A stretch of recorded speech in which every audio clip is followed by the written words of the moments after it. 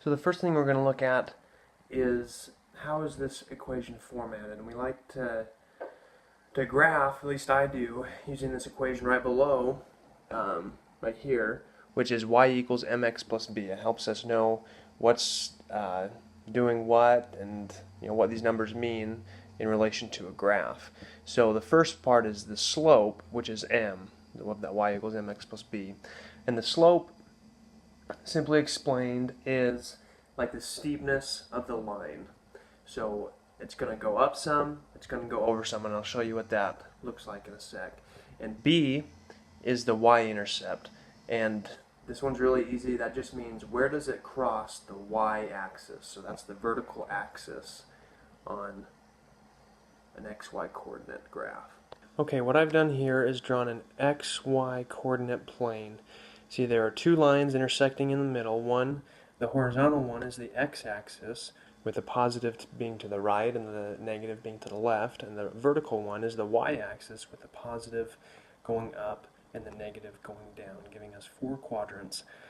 I've also written the equations, y equals 3x minus 5, and just to kind of help out, I put y equals mx plus b so we remember, and in the bottom left, I wrote what our m and our b are for this equation. So m is 3, but I wrote it as 3 over 1, because that's going to help us here in a minute as we find out the slope and draw the line.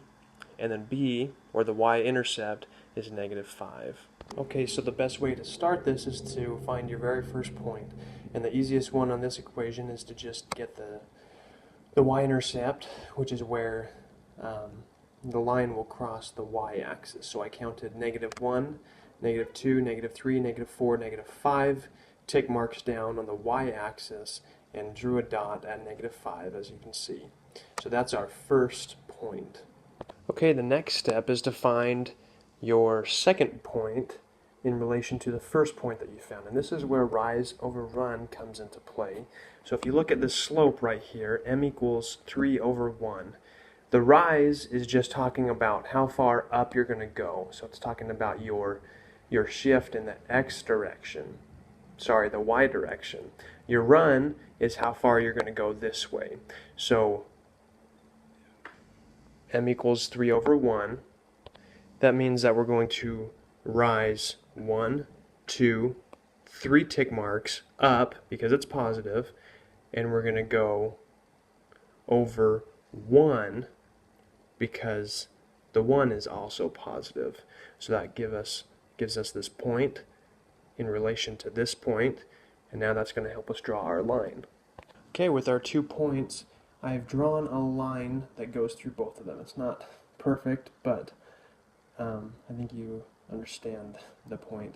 And I drew arrows on both sides of the line to represent that line goes on forever.